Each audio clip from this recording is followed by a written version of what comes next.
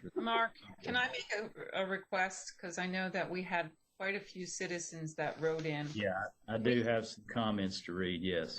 And we read those comments in, and then we can start with our discussion, because that's going to take a while.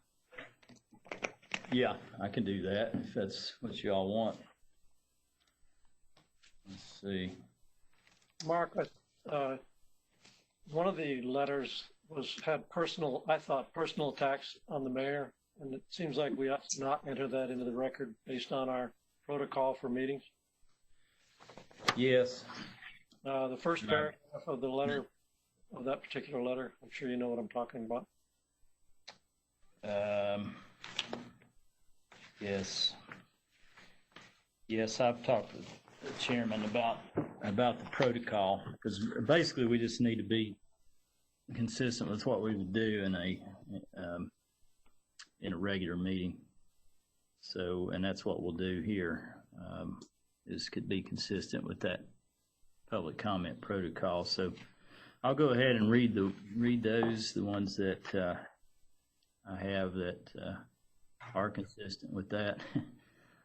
So the first comment I had was from Ken Chipley. He's at 11602 Gates Mill Drive.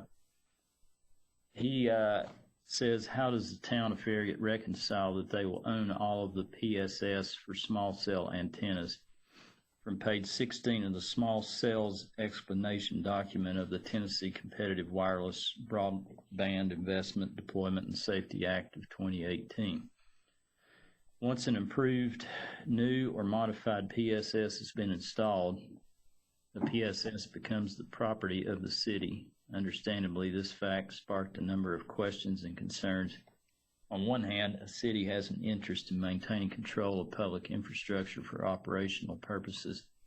The city also has an obligation to ensure that taxpayers are kept whole for any investment in infrastructure that is subsequently removed and replaced. As such, it makes sense for a city to assume ownership of any pole or sign that is installed within its right of way, and that has such a profound impact upon safety. This seems that the financial burden of maintaining all these structures falls on town of Farragut: traffic accidents, storm damage, rust, etc. Next comment is from Jerry Guthrie. My name is Jerry Guthrie, and I live in Village Green at 11745 Weathervane Drive. I was at the December 19, 2019 Farragut Planning Commission meeting where the request for MCI Metro fiber installation was discussed. Recalling what was said at that meeting, very little was known about 5G at that time by board members or citizens in attendance. From research that I had done, I volunteered to speak and inform the board that the distance between small cell tower antennas would be at 500 feet or every 2 households. One thing that stood out by all people there was that no one wanted 5G in their front yard.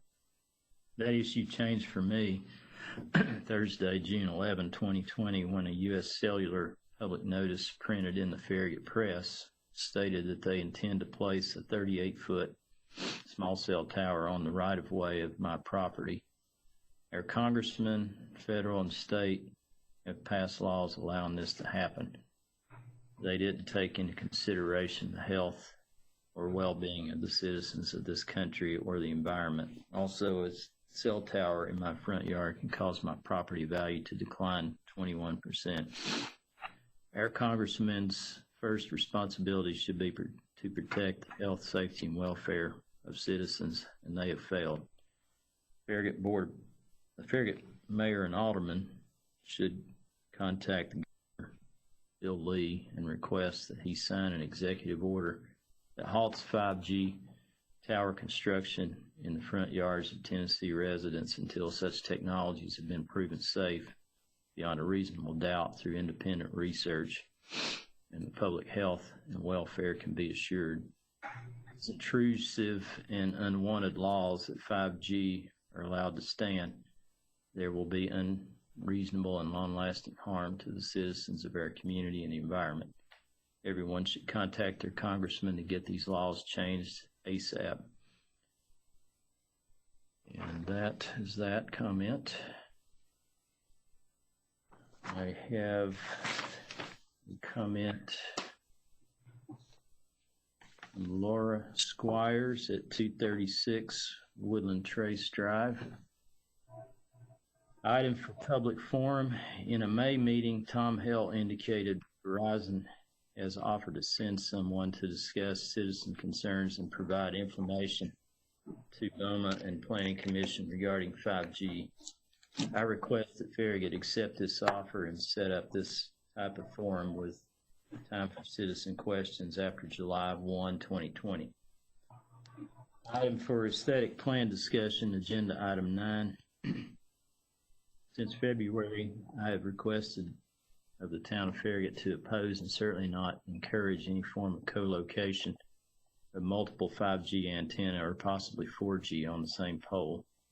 On June 16, Mark Shipley emailed this comment. Intent of an aesthetic plan would be to encourage dual function poles so that we can hopefully lessen the proliferation of new vertical infrastructure in our town. So yes, we would allow for and encourage more than one technology or user on a pole. Co-location, as I understand the intent, is to place the antenna on existing support structures, PSS, light poles or power poles. In an earlier meeting this year, I asked the town who on the committee that proposed multiple antenna on the same pole was an engineer or a radiation expert. David Smoke replied, no one involved was either.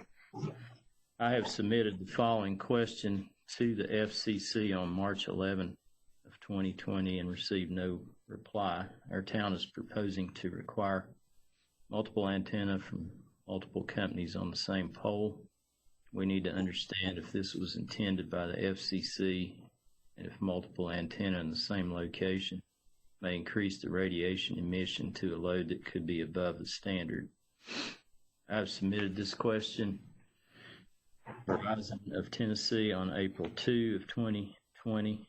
How is the radiation dose to a person's body calculated from a 5G antenna, multiple antenna, if multiples from various companies are deployed in the same area? Again, a specific answer to this specific question was not received.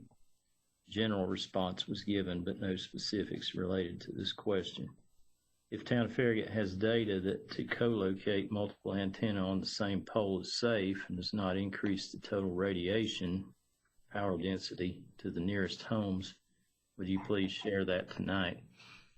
Common sense will dictate that if one turns on 4 stove eyes in the kitchen, that the kitchen will quickly become hotter faster than if only 1 stove eye is turned on. Does the same principle apply to stacking multiple antenna on the same pole near some individuals' homes to spare others the eyesore of a pole in their yard? Why should any one home bear the radiation burden and property value impact to spare another? In my opinion, without long-term scientific data conclusively demonstrating no harm for the town, to encourage this idea is immoral and negligent.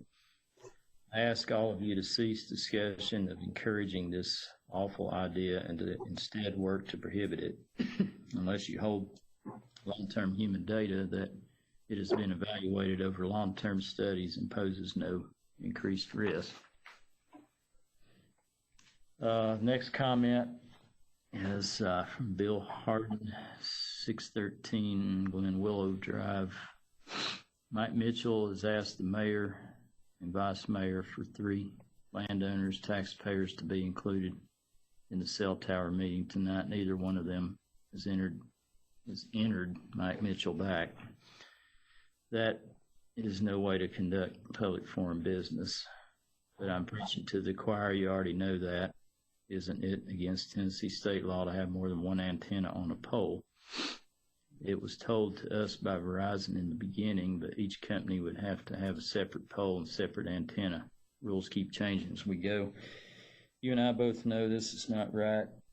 What you all are pulling off or trying to pull off for the citizens of Farragut, Tennessee. Stand up for the people that elected you. Nobody said it was going to be easy. Watching and waiting for your response about this. Next comment. is from Judith Galloway.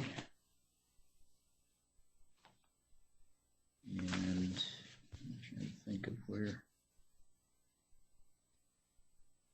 Not sure she provided her address. Let me go on to the next one after that. Martin and Davis Schaffner, 11224 Sonia Drive is the next comment. I believe strongly that the public should be allowed to participate from the first step of information gathered and discussion about aesthetics for the proposed 5G poles. Questions should be allowed at this meeting in order for us to, as public members, to play a role in something that will affect us so strongly, our property value. I also believe the public should be participants in every discussion, proposal, and information gathering event about something that has such a potential effect on the health of each of us in this community. We have every right to have more information as to the safety of having one or more of these cellular devices on a single pole. Is there a state law that speaks to this and requires it in any way? Please respond to us on this matter via email. And I have a comment from Mike Mitchell. And let's see. I don't think he provided his address either. I've got that. Let me go on to the next one. I have Cathy Sharp is the next one. She resides at 716 Woodchase Drive. Thank you for working so hard to keep our community running so smoothly. I would like to ask that the public be included in the meetings as before the virus shut us down. I do respect that social distancing is required and face mask, or maybe we could join virtually to the meetings. Please reconsider opening up the meetings to the public in some fashion. I and others would like to be part of our community decisions, or at least feel included and have a voice. I have been informed that cellular companies may put more than one device by even different vendors on the same pole at the same location. This aesthetically concentrates the eyesore while concentrating the electromagnetic radiation. These concentrated locations could very well exceed the safety requirements. Since no one is making measurements, no one would know the dangers. This doesn't sound safe. Is co-location required under Tennessee law? Would you please email me back and let me know? I'm looking into buying several meters to make baseline measurements around the community of Farragut before we get flooded with these extra EMFs.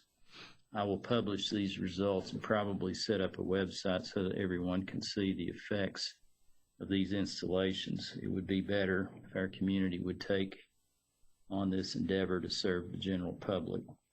I don't mind to be part of a working group to take measurements and develop a database and website for the documentation and information distributed for our community. Let's see. Next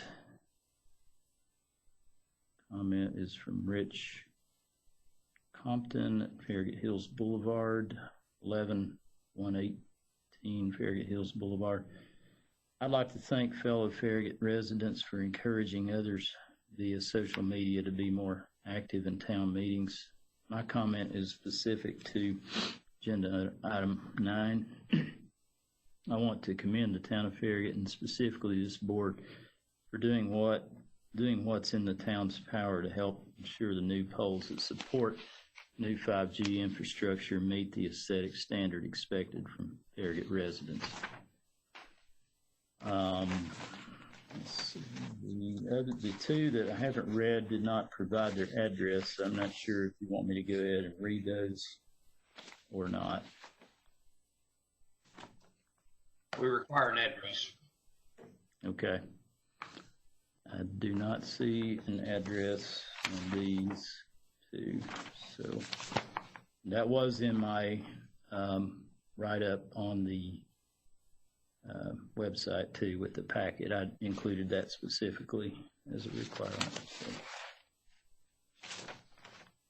Okay, that's all I have.